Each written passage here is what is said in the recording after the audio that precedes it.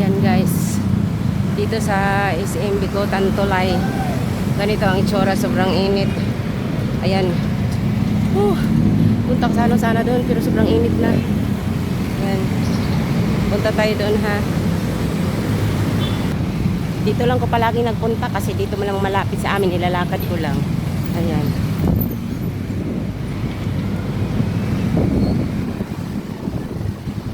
Grabe ang init, tingnan nyo, ang init ng panahon. Kaya aborido ang mga ulo ng tao dito, sobrang init. Kanina may nagsagutan pa doon sa Palawan kasi nagpa-Gcash ako eh. Ayan, nagtatalo dahil sobrang init. Sarap ng tulong nila ni Kuya.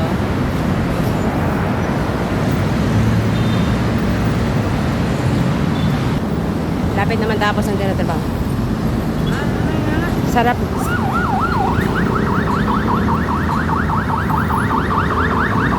Sarap sana papasok sa SM kaya sarado pa, uwi na lang ako. Ayan.